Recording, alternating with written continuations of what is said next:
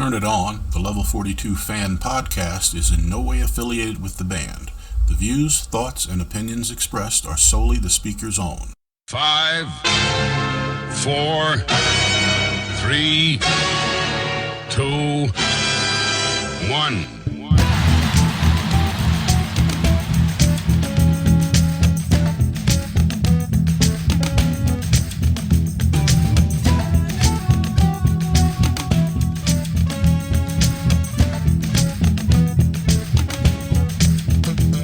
Welcome to Turn It On, the Level 42 fan podcast. We are here with our typical trio from here in the U.S., here to talk the time away with all things Level 42.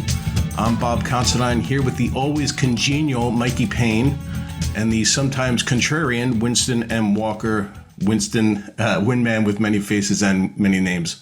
Gentlemen, my good friends and podcast partners, welcome. It's great to have you back here today. So listen, guys, we're going to get right to it because we have an amazing guest with us today. And there's so much to discuss, and we want to be sensitive to his very busy schedule. Obviously, he was Level 42's very formidable guitarist during the early to mid 1990s. And of course, is also widely known as the lead singer and second guitarist in King Crimson since 2012 or 13. He can fill us in on that. And those are just several among his many accomplishments in the music industry. And he's putting out today, October 10th, as we drop this podcast, really just one of the best music autobiographies I've ever read, and I've read a lot. And it's called Who's the Boy with the Lovely Hair? The Unlikely Memoir of Jakko Jakszyk. Mr. Renaissance Man, we cannot thank you enough for being here with us today. It's a pleasure. Thank you for being so complimentary about the book. It really is fantastic.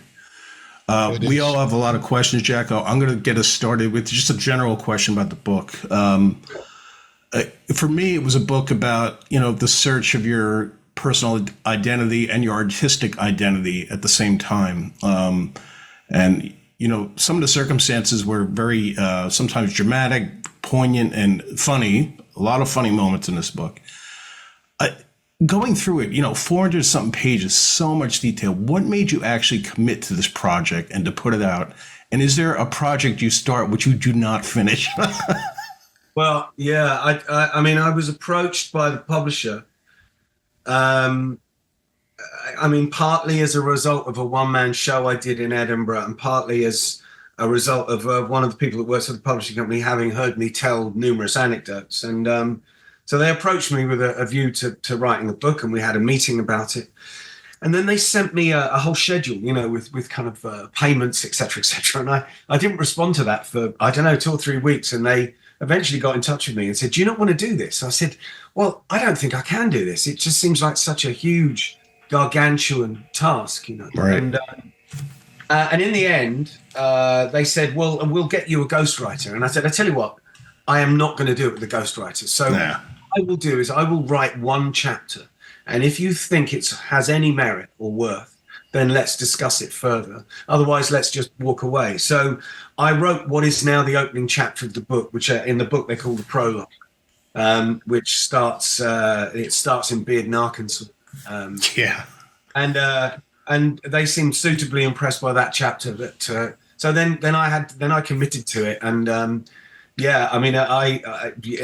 was legally contracted to write 70,000 words. In the end, I wrote 170,000 words. So. Wow. You could definitely tell it's not ghostwritten. Yeah. No, I wanted it to sound like me. Yeah. I wanted it to have my voice telling this story. Because it is, and parts of it, as you will have found, are genuinely extraordinary and unique and unusual. And a lot of it is not really anything to do with me. It's to do with the stuff that happened around me, and my adoptive parents' story alone is worthy of a couple of movie scripts, I think. Yeah. I really, really, really enjoyed this book. Thanks. When we were sent copies, I wasn't sure how soon we'd be able to talk to you. So I'm like, okay, I better start reading this, not procrastinate. And oddly enough, I read from the middle of the book to the end in one night. And then I went back in 2 subsequent nights and read from the beginning. So I figured, well, I know more about you 42 related. So I kind of started there. and I just couldn't stop that night. And then I went back a few days later, and in 2 nights read the rest of it. It is such an easy read. It's so funny and sad at times, and super interesting. And it really reads like a conversation that you're just telling stories to friends. Yeah, that's what I wanted. And what struck me was it brought to mind sort of a Forrest Gump type situation where you seem to have fallen into all of these musical touchstones in your life, all of these famous people that I never thought or ever knew you had a connection to. Yeah. I knew some of the popular stuff like, meeting Michael Jackson, etc. Yeah. But Oleta Adams and Davy Jones of the Monkees, Gene Simmons, I've met Gene Simmons a few times because I managed a movie theater in Manhattan. Right. And he couldn't have been a nicer guy. But I never thought that there was a connection there. And I don't want to spoil it because people really do need to read this book, because if all you know, I would imagine most of the people who are listening to the podcast, they're Level 42 fans. If they think that is your story, they need to read this book because it's just amazing. So thank you for writing it. There's one thing I wanted to mention, and I don't know if you want to touch on this story or not, but I sat here I sat here like a nut laughing about the Spoons, that 64 Spoons gig and the Away in a Manger recording that Lyndon did. I just could not stop laughing, sitting at home alone. Well, yeah, I think what was partly inspirational about that period is that, this was a band full of, and I don't include myself in this, that this is a band full of the most extraordinary musicians, that had, Ted, the trumpet player, had been in the National Youth Jazz Orchestra here in England, and the keyboard player was studying at the Royal Academy, and the bass player was at the Royal College. So, and we were playing this kind of intricate kind of music, but right in the middle of the English punk scene. So the kind of comedy and the kind of rather Dada-esque approach to presenting the music kind of came out of that, really. We thought, well, we've got to try and smuggle this music in somehow, because it seemed just about we were the wrong band at the wrong time, So, and so, yeah, that particular story was, there was one venue that we were very, very popular in North London. And so they used to book us for, the big shows. And so we were there on Christmas Eve. And Lyndon had recorded a version of Away in a Manger. And he just recorded the one verse, with him singing and playing piano. And then he copied it over and over again, getting slightly louder over a period of about 30 to 40 minutes. So when you press the tape, you heard this quiet version of Away in a Manger. And the verse ended, and then there was a slightly louder version of the same thing. This went on and on and on. And by the time we arrived on stage, the crowd are furious and go, turn this shit off, and screaming at us. And then when we turn the tape off, there's a huge roar of approval.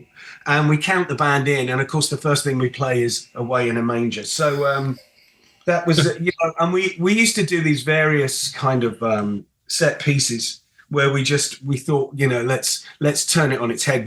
For instance, one of the other things we did was, in a kind of cliched rock fashion, there'd be a number in the middle where Linda would just play the drums and I'd get the audience to clap along. And then Linda would deliberately start playing out of time so it went out of sync with the audience. And then we would berate the audience for being rubbish and out of time and accuse them of spoiling it. We'd say, we built the whole evening up to this moment, audience participation, and you screwed the whole thing up. So this whole idea of taking a cliche and turning it on its head, Lyndon seems like such a character in this book. It's fun. He's very funny. Well, he's kind of. I think he's been diagnosed with autism in later life, which explains a great deal. Yeah. Well, speaking of being misbehaved, Jakko, I owe you an apology from 1999 Jazz Cafe. Oh. I was one of the fans that was trying to oversing you during Leaving Me Now. So I highly apologize. I don't remember that, but That's okay. I don't either. No. I wanted to know, writing this book, first off, did you ever see yourself writing a book? no, it's one of those things that people kept saying, "Oh, you must write a book. You've got such an interesting story to tell." And I never, it never crossed my mind to approach a publisher, which meant that the only way I would ever do it is off my own bat. And I thought, well, I'm never going to do that. So it was only when a publisher kind of, gave me a serious thing, and there was some advances involved, to justify spending all that time doing it. Yeah. Was it when you finished writing the book? Was there sort of a catharsis that you felt that you didn't expect? There was lots of things about writing the book that I didn't expect. In an attempt to corral the chronology of one's life, you start going through old documents, you start going and you find little old diaries, and one of the nice things was getting in touch with people I hadn't spoken to in decades, and saying, look, I remember this. Is that can't be true, can it? And they go, oh yeah, no, it was true.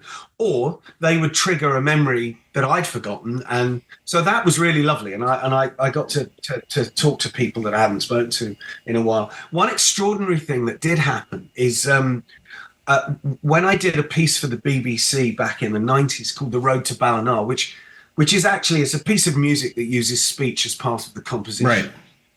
But it largely tells some of the story I tell in the book, in that it's about my parents' extraordinary war years. And we flew my father out to Poland, and it was just me, him, and a guy from the BBC recording everything that he said. Now, in the final piece, which is a piece of music, the section devoted to my father is, I don't know, 5 minutes long, possibly. So what I had as an extraordinary resource for the book was hours of the conversations that we had, which I hadn't listened to since we'd recorded them. Because once I got my 5 minutes for my composition, I then didn't think, oh well, I'm now going to listen to another 3 hours of it. So that was extraordinary. But the really extraordinary thing about that chapter in particular was my dad was in his 80s. And he remembered these, as you will have read, it's really, really harrowing, unpleasant things about, in his extraordinary experience in the Second World War, where he was conscripted into the German army. I don't know if they sent you the photo sections of the book. Not yet, no. Okay, well, there's a picture of my dad in Nazi uniform. And he was conscripted because his dad was German and he was deemed racially pure enough to be conscripted. He eventually got captured by the French resistance and managed to persuade them that he wasn't German at all, he was Polish. And he ended up in Italy fighting for the Polish Free Army against the Germans, the very army he'd been in a few months earlier. But what's extraordinary about that is that he had great recall about the stories and the events, but he couldn't remember the times and the places, the whens and the wheres. Yeah. Now I'm quite friendly with a very successful comedian in England who you may not know, called Al Murray. Yeah. He does a character called the Pub Landlord, but Al has got a degree in modern history from Oxford University, and he has a colleague called James Holland, who's a big historian, and they do a podcast called "We Have Ways of Making You Talk," and chatting to them and giving them the information that I had, and actually scanning the limited documentation I've got from my dad's period in both those armies. They were able to come back and tell me everything. This James Holland guy said, "I know exactly what battalion your dad was in, where he was, and when he was there." So there was all sorts of things about doing the book that were really incredible. And bits of it were hilarious, bits of it were deeply upsetting. Yeah. Bits of it gave me a complete overview of the instability of not knowing who you are, because that continued to change. It's that there are moments where you think, oh, okay, now I know.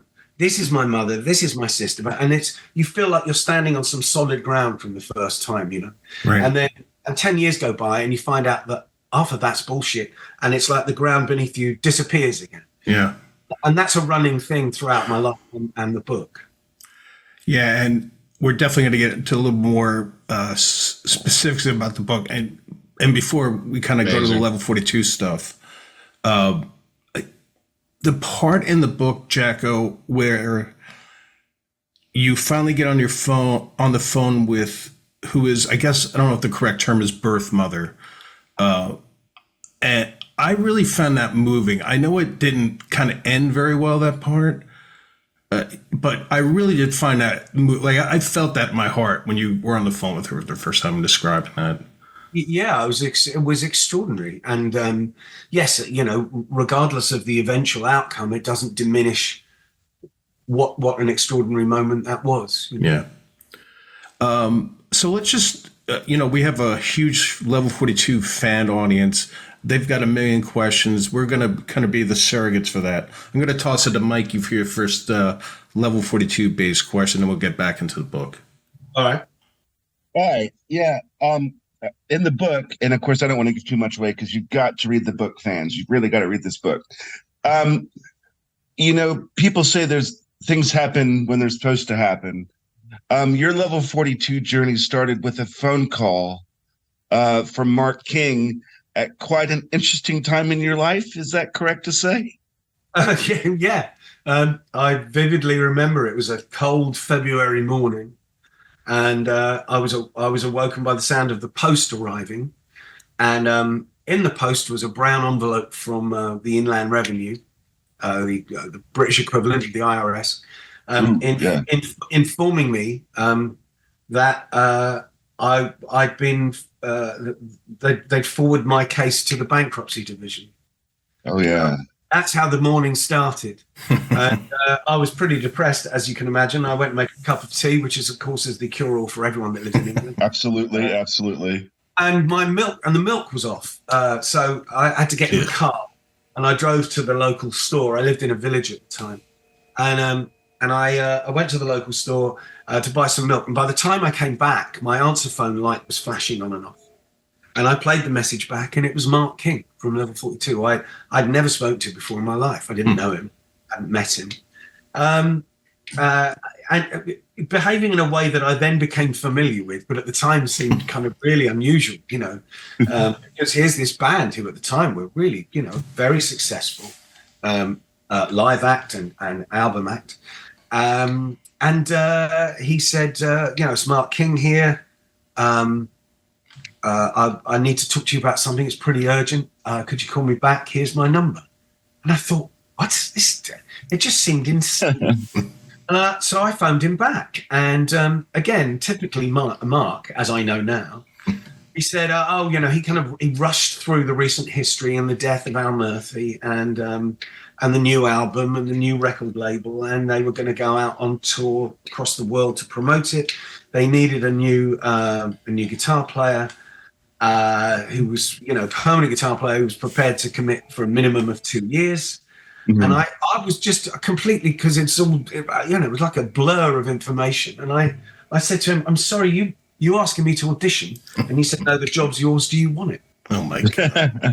and within an hour and a half, I'd gone from bankruptcy to being saved, Wow. And I put the phone down and I thought, that's mad, because Mark, being Mark, we didn't have a long chat. I didn't say why me? I didn't get any. It was like, Mark, I've got a job to do. Let's get him to do it. Blah, blah, blah. Phone down, done. Right? Because that's what he's like. But I didn't know that at the time. And then half an hour later, the manager, Paul Crockford, who I had known since because we're the same age. So I first met Paul. 64 Spoons, the aforementioned 64 Spoons. Mm-hmm. We were managed by a guy who was he was an accountant, really, in the music business, and he shared office space with a guy called Paul King, who had an agency. Outlaw. Yeah, Outlaw. And Paul Crockford was one of these new young things that had come out of college because he'd been a social secretary at one of the colleges. So I'd known him since then, so the phone rang about 20 minutes after Mark had hung up, and his opening line was, he said, "I can't believe he's chosen you." He said, he's the most famous bass player in the world. He could have had any musician, but he's bloody chosen you. And I said, "Oh, it's how lovely to chat to you again, Paul." He said, "Not only that, he's just told me how much money he's offered you. I'd have offered you half, and you'd have bitten my hand off." So there you go. That was my introduction. Wow. That's hilarious. And this That's a all great story. started, I don't want to give away the full story, but Tom Robinson has something to do with you getting into level 42, correct? Yeah, well, it's difficult to explain that without saying the full story, really. I mean, I'd like to think that telling you the full story doesn't put people off the other 400 odd pages in the book, but It won't. okay. Well, basically, I'd made an album with Tom Robinson that I co-written and I produced, and Tom had been on his uppers. He'd had a lot of success. He'd had 2 periods of very big success, and then it's all a roller coaster, right? So he was on the downward thing, and I met him, and we made this album, and it got I think to this day probably the best reviews of any album he's ever done. But it was on a tiny little label, little French label, and the PR guy phoned me one evening and said, "We've got you a live TV." I said, "Oh, brilliant, fantastic! What?" And he told me, and it was a show that I'd seen. It was kind of legendary because it was so shit, and it was on. It was on a Friday night, and it kind of started at 11. So it started when the pubs were empty, and that's back in the days when I think we only had 3 channels, maybe. And it was a car crash. It was people trying to be funny, people trying to be outrageous, people drunk, and it was just awful. And I said, "I'm not doing it." And the guy freaked out. I said, "But it's I said, "Yeah, it's the worst program in the world. I'm not doing it." And then Tom called me a day later and said, "Would I please do it as a favor to him?" And I thought, oh. And it was shot in a town called Leeds, which is a bit of a drive from where I was living, a couple of hours, maybe 2-3 hours. And I remember packing up my equipment on the morning of the TV show and resenting every mile I drove towards Leeds. And then I got there and we set up and we did a number that I'd co-written. I did a fair bit of singing on it. I did a solo in the middle. And it was hideous. Not the song, but the atmosphere and the vibe in the studio was awful. And they said, "Oh, we've got you a hotel." So I said, no, I'm going home. So I drove home thinking, what a waste of time. And later on, having been in level 42 for months, so after that initial period and rehearsals and then the festivals that we did in the summer. So we're on tour somewhere and we're at the back of the bus and I got to know Mark a bit. So it seemed like an appropriate moment to say, "Mark, how on earth did I get this job?" Because I guarantee you, every guitar player worth his salt wanted this gig. Right. It was that rare thing, a band that has a reputation for being really good players that's also commercially very successful. And I said, "Well, how on earth did I get the job?" And he said, "Well," he said, "you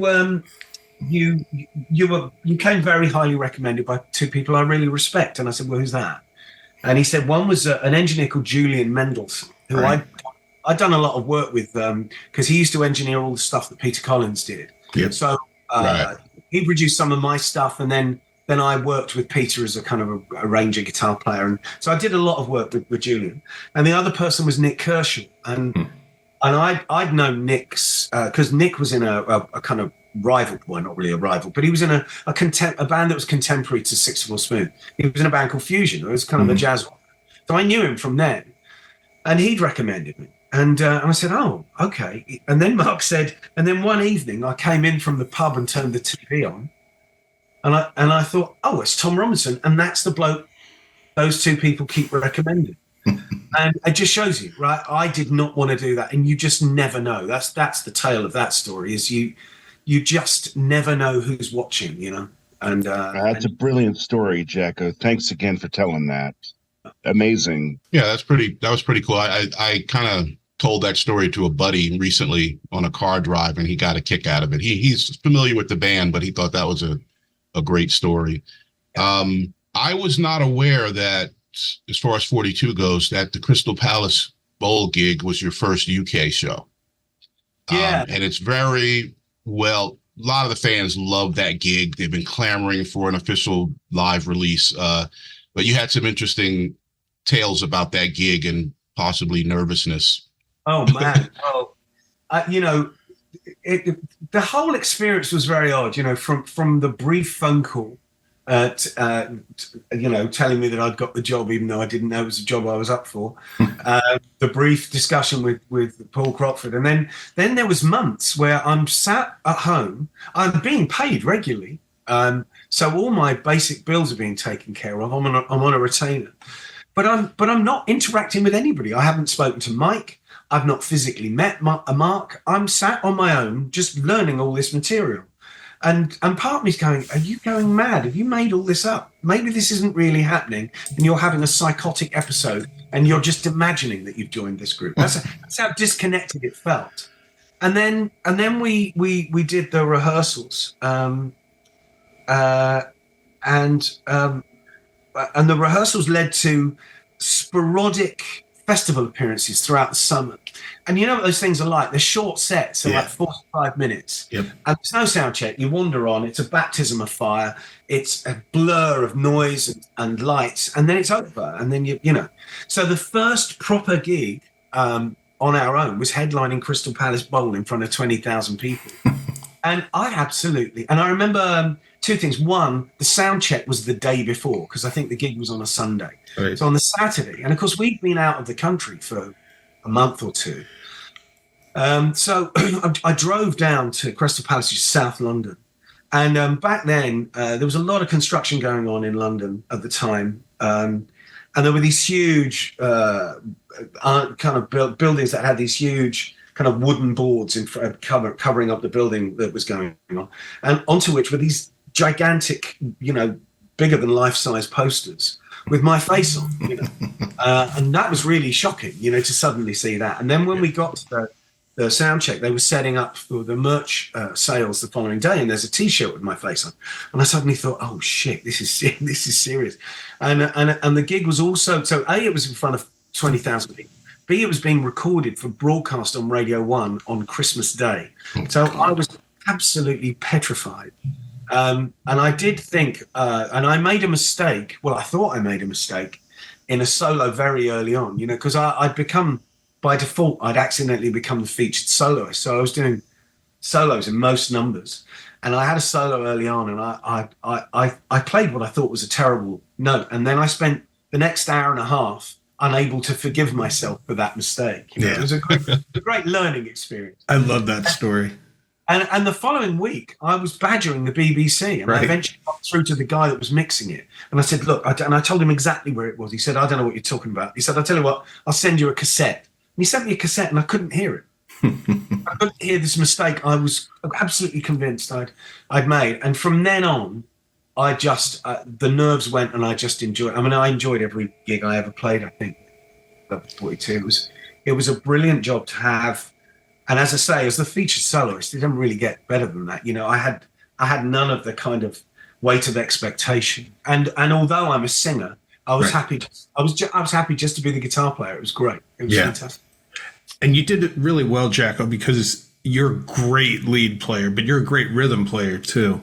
Oh, thank you very much. And you were kind of coming in after Allan Holdsworth was temporary there, and obviously he's amazing soloist and stuff, but I don't think he brought the rhythm component, No, in fact, he wouldn't play rhythm. And he told me he wouldn't play rhythm. And so what I was doing in those months before the rehearsals was Mark sent me the live recordings of Allan playing at Hammersmith, which was absolutely petrifying because the man's a fucking genius, And these solos are insane and beautiful and incredible. But when I A-B'd that with the original recordings, there's all this kind of, this funk guitar, and it's not there. Allan's playing these mad chord inversions across the thing instead of kind of playing the rhythm thing. So I wanted to bring that in because that's part of who I am as well, So hopefully I kind of bridge that gap a bit. Yeah. Jakko, first of all, when you described the story you told Mikey, and it's in the book about how Mark calls you and basically saves you financially for at least a time, I guess, if it's fair to say. Absolutely. But the irony is, as you're telling that story, I'm recalling my Father's Day video where there's a scene in it where I think Mark's some kind of stock market guy or whatever. Yeah. And I think, obviously you don't hear the words, but it looks like you're asking him for money. And he's like, nope, sorry, walking away here. And it's just like, that's not what happened in real life. It's complete opposite in a way. Not that you were asking for it, but he was so happy to give you an opportunity, Yeah. I mean, Mark does things on a gut level, on a whim, and having spent some time with Phil, I can see why that's fire and water. Yeah. They're completely the opposite. And I can clearly see why each of them irritates the crap out of the other. They're just Mark just wants to get on with stuff, which is great, right? And benefited me enormously. And Phil wants to kind of bury down into the detail in that, and you. So that brief, because obviously you come to the situation with a bit of knowledge about what happened and everything. But right. when you actually meet both of them, you think, oh, of course, yeah, this is never going to work. This is insane. Yeah. What about artistically, Jakko, the Level 42 gig? Was that satisfying for you? Because it wasn't your own material. You've written so much on your own. Just as a musician, was it satisfying for you? Yeah, well, as I say, I love just being the guitar player, and what a band to be the guitar player in. It was an amazing opportunity, and I loved it. I genuinely loved it. As it progressed, it was frustrating that it ended as soon as it did. It was, of course, frustrating as someone who's, a songwriter and a singer. We had a brief, I think in the January of '92, we were all together in, of course, on the Isle of Wight, with this guy called, is it Roddy Lorimer? Pete Lorimer or whatever. Pete Lorimer, sorry, yeah, Pete. Right, Lorimer. Yeah. And I found that I didn't enjoy that. There was a kind of co-writing thing, but he was very much on the kind of cutting edge of what was kind of dance music at the time, and it felt like, to me, and it's just my, what do I know? It just felt like we were kind of jumping on the back of something rather than creating something unique, And I found that a bit frustrating. And I was involved in co-writing two things. I don't know if they ever came out, but and the recording thing. There were two things that we recorded that I really loved doing, which was Years Go By, which I really thought was a lovely song. And totally. And at this great distance, yes. That was a highlight, recording that, and I thought, oh well, this bodes really well for the future. I'm looking forward to that.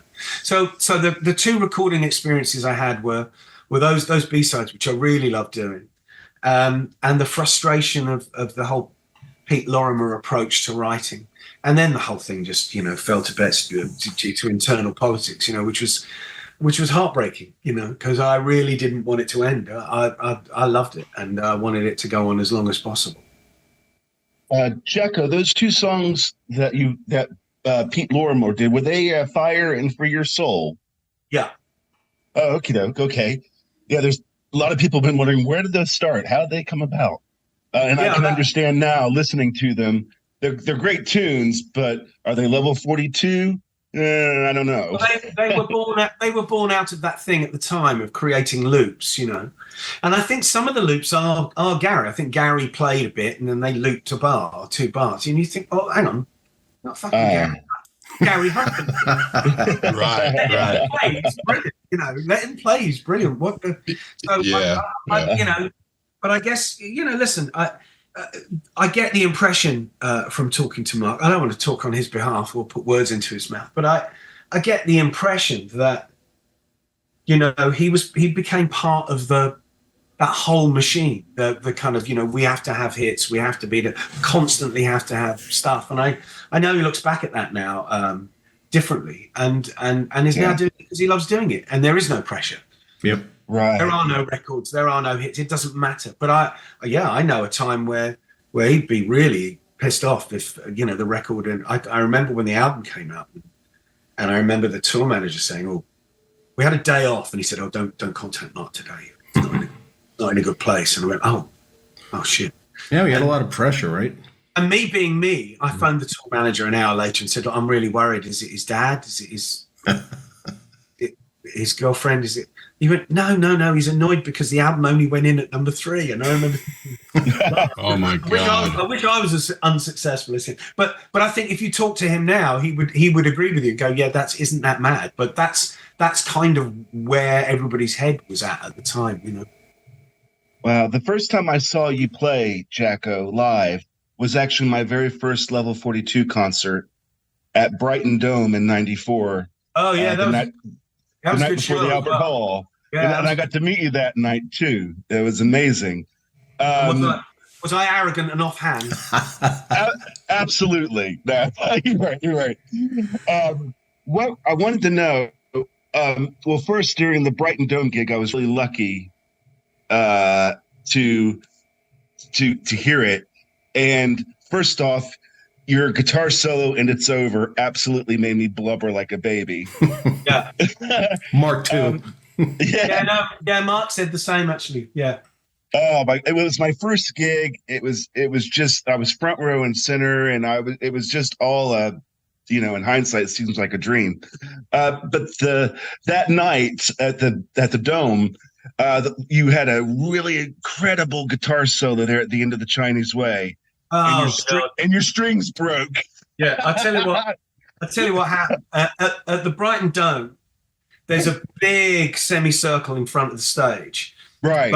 But because the PA is backed by the cross arch, you can't set up there because you'll be in front of the PA. So the monitors kind of dictate the front of the stage. But there's this big amounts of space in front of it, and I said, I was brimming with confidence by this point, and I said to the follow spot guy, I said, I'm going over the top, because I had a wireless pack, right? So I could go wherever I wanted. I said, I'm going over the monitors. I'm going right down the front of the stage, on the lip of the stage, get the follow spots to make sure they stay on me. And so I leapt forward to do this solo.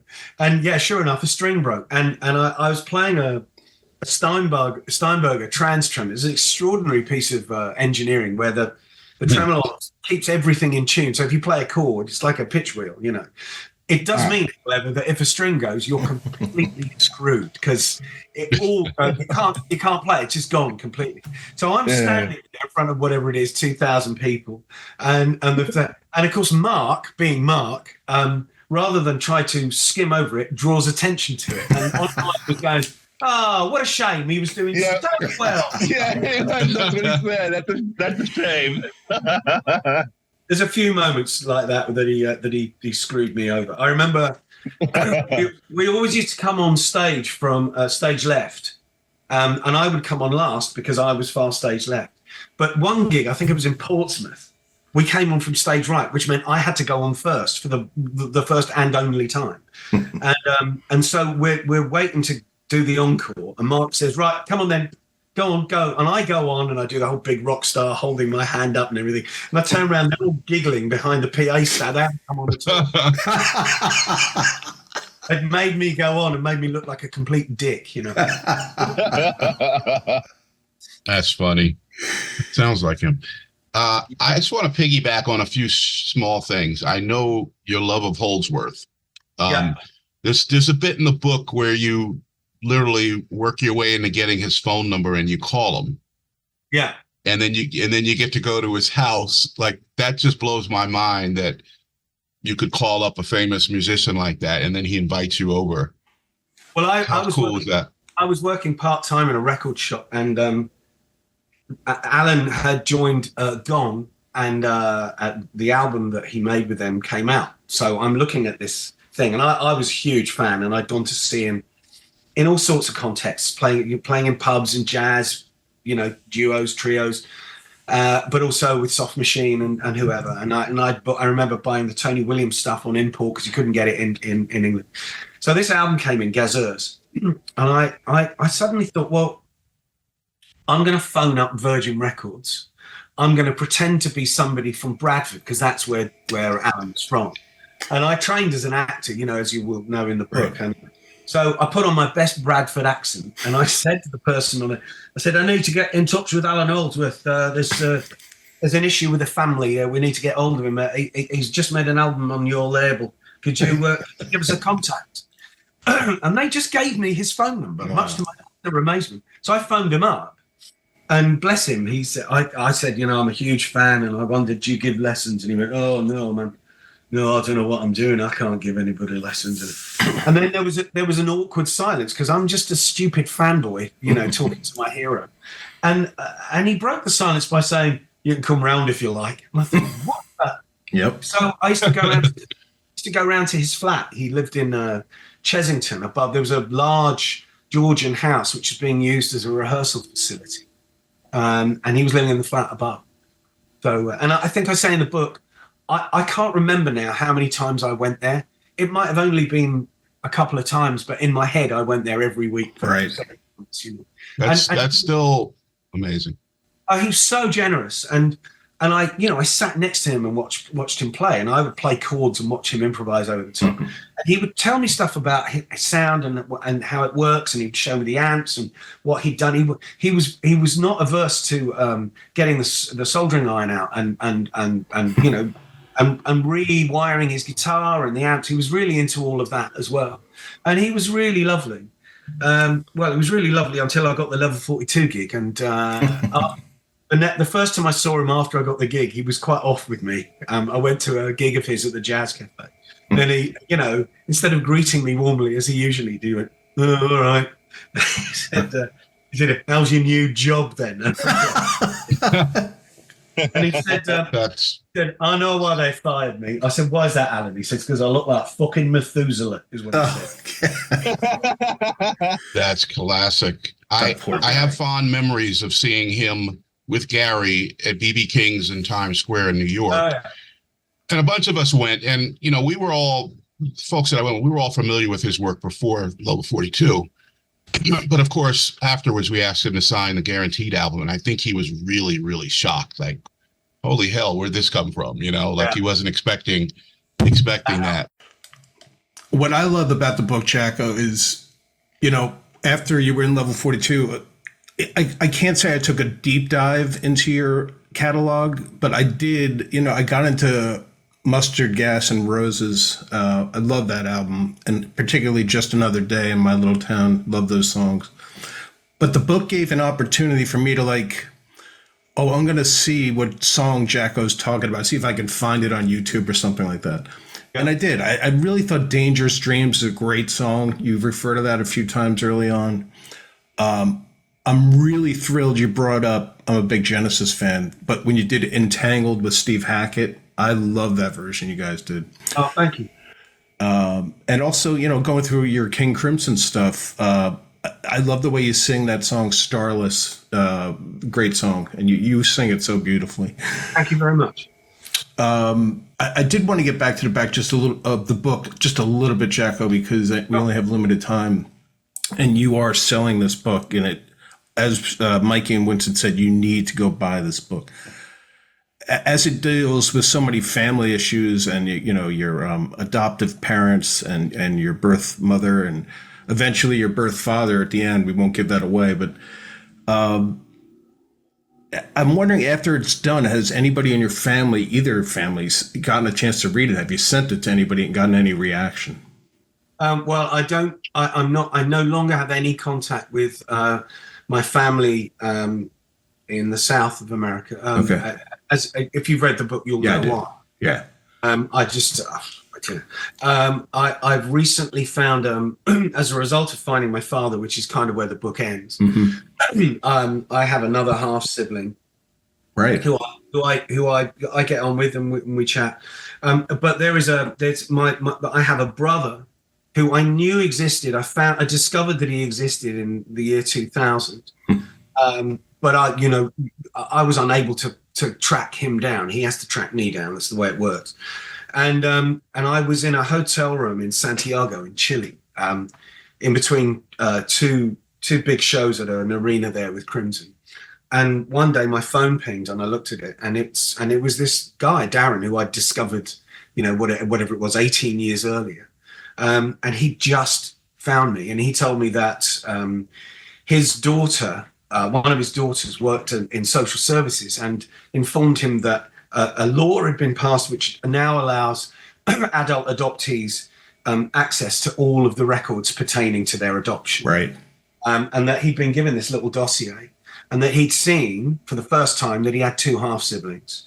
One was my sister Debbie, and one was this character called Michael Lee Curran, and he couldn't find a Michael Lee Curran, but he was trawling the internet about our mother, and he found an obituary, I think, in one of the Irish newspapers of our mother, because my mum was quite a famous singer in Ireland in the 50s.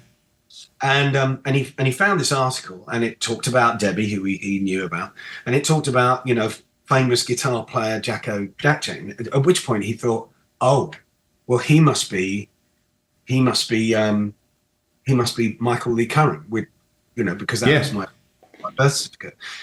So we get on really well. We speak a lot, and he's the only one of my family that's read the book. Okay, I wasn't sure if you still talk to your sister towards the end of the book. Okay. No, not after all of that stuff. Well, it is moving. It's you know, I'm really amazed at how much you're able to document, interweaving essentially two different families, and being able to string that tale along. And you know, it was just wonderfully done. It really was beautifully done. Thank you very much. That's very kind. Great. Yeah, I mean, not similar to yours, Jakko, but my family dynamic is very close to your story. So reading through that made me pause, and you know, you have that journey of who am I? Where do I come from? You know, it was really interesting to read someone else's journey through that process, because I hadn't before. It was very inspiring for me. I think that you know, when you find yourself in a position that I do, you know, that's when it really hits home. You know, because you know, I'm brought up in England. I've had this career at a reasonably high, successful level, and then you go back to where the other family members are, and you think, you know what? Had she not had me adopted, I'd have been brought up here. Exactly. I would have been brought up in Arkansas, and how much of who I think is innately me would still exist. Damn Skippy. I know we're almost out of time, but one quick thing I wanted to mention is the second time I noticed your name was watching a Lenny Henry program called Chef. Oh, yeah. Where you, if no one knows, you were responsible for the incidental music in that show, Chef. And also Omar, I think, did the theme song, if I'm correct. He did, yeah. Omar. Yeah. I'm curious, did you have anything to do with putting the level 42 level best record in one of the scenes in Chef? Oh, that's a great question, Mikey. There's a scene where Gareth and Janice, the characters' names, are breaking up, and Lenny Henry's going through the records, and level best is on top. And of course, it ends with a Harry Nilsson number, which is our buddy Zach's father. So it was kind of like, wow, all these at one time. Yeah, I think it was a nod to me. It was a nod to, you know, Jakko's 42. It's a little joke. Yeah. All right. And my last question was, I don't want to give away in the book. You've got to read the book. You've got to read the Michael Jackson part in the book. But what I found amazing is the only thing that he could talk to you about was your shoes. Yeah. That's the only thing we had in common. Wow. Yeah. In fact, I'm going to go see Michael Jackson, the musical, soon. And we were just having this discussion about artists and separating themselves from their music. You know, can you still like the music and not the artist kind of argument? I don't know. Well, you can. Yeah. Well, then. Yeah. Well, that, you know, that goes way back to the extraordinary orchestral music of Richard Strauss, you know, which is beautiful and moving and stunning. But he was a Nazi sympathizer, so, you know, it's a difficult line to tread. But I particularly think in Michael Jackson's case, people just do not want to believe it because it's the soundtrack to their lives. Right. And Exactly. It's kind of personal. And I think that's what's stopped it from really, you know, that and the financial power that the estate has to suppress any kind of criticism. But Mhm. I was under Right. no. You saw what you saw. I saw what I saw, and it was very odd. We were the same age, you know. Aye. Very weird. Yeah. Jumping back on the book for a second as well. Another story that I really found kind of funny and humorous was you in school, you were learning the flute. Yeah. And you weren't sight reading. Yeah. And your teacher Thought I was. goes to show you off in front of all of the other teachers because you're amazing that you're just picking this stuff up. Could you touch on that for a minute? Because that was hilarious. It was. Well, you know, I was. It was prog. So lots of the bands that I loved had flute. You know, from Jethro Tull, Ian Anderson, Pete Gabriel, King Crimson, obviously, the Audience, Van der Graaf Generator. They all had flutes. So it was an opportunity to have a proper flute and take it home and practice. And I found that I could naturally play by ear. So they would put a piece of music in front of me and I'd work out what the first note was and then I'd just play it. Because all the tunes were familiar, Little Brown Jug, you know, Twinkle, Twinkle, Little Star. It was all nonsense. But this teacher thought, this kid's amazing. He can sight read brilliantly off the bat, you know.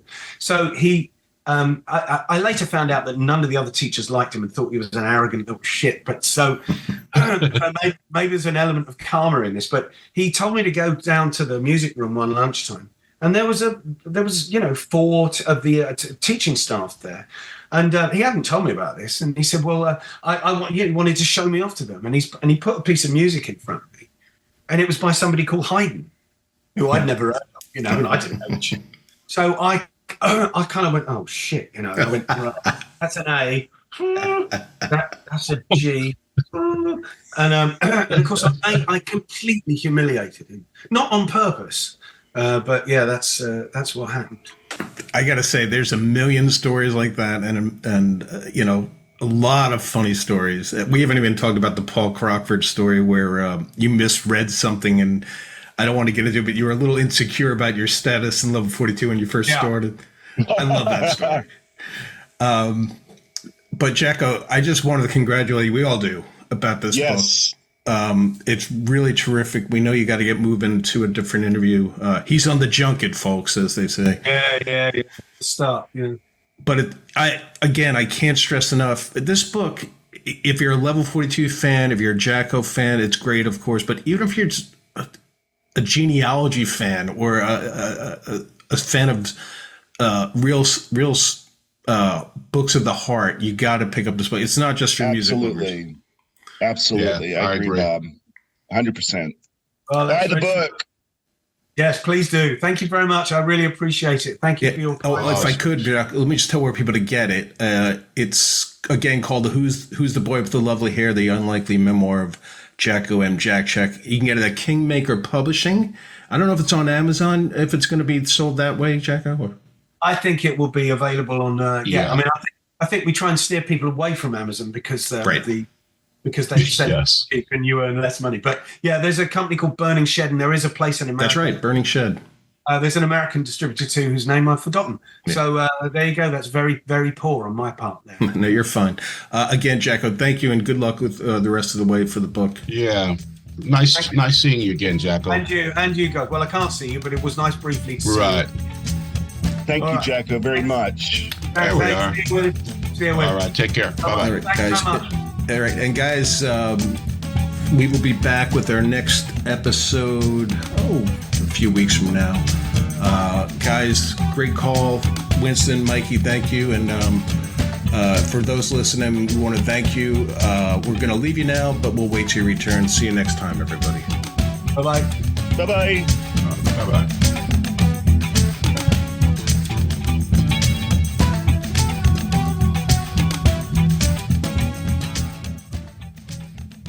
Bye-bye, everybody. Bye-bye.